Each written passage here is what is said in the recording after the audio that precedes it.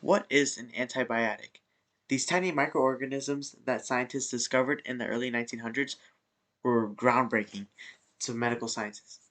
Bacterial diseases like pneumonia and E. coli ran common before antibiotic medicines, being one of the most leading causes of death around the globe. But how does this work? Well, first we have to look at what medicines are made out of.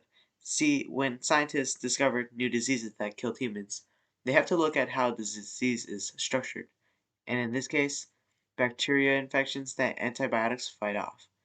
Looking at how antibiotics and bacteria look at the microscope, they almost look the same, with little differences between varying from each bacteria, but the same. This is because antibiotics are a sort of modified version of the bacteria to fight bacteria. Pretty awesome. Everyday scientists are looking for ways to spread these medicines to the world, but one problem still lingers: antibiotic resistance. This is a big dilemma in which the medicine meant to treat the person could potentially harm them or take no effect due to complications with their environment or the person's body. Problems such as unsanitary surroundings and lack of fresh and clean water availability are the largest ways bacteria spreads, making antibiotics render useless to super bacteria infested bodies. Thinking this in mind, you might make the mistake of taking more than the amount you're supposed to take. See, what this actually does is only putting your body in more danger. Consuming vast amounts of antibiotics in one sitting will lead straight to antibiotic resistance or worse, death. And how? Well, think about it. Drinking coffee in large amounts does work until a certain point.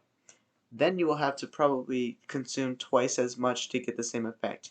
Your body, naturally or unnaturally, builds an immunity to common occurrences to the body, whether you want it to or not.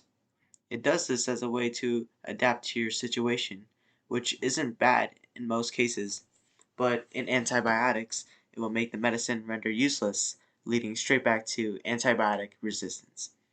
It's best to take it in moderation, as this will long last the effects and the efficiency of the medicine as intended. So, knowing how dangerous it could be to know that the antibiotics aren't even working in the first place, how can we tell if it's even working? Well, luckily, scientists have found a way to test the levels of severity in a patient's body using MDRs, which stands for Medical Device Reporters. As you could tell, these things can detect abnormalities in the body and can access how bad it is. This way, we can physically tell that a problem has occurred in the person's body and how we can keep trying to live and achieve immortality. That's all.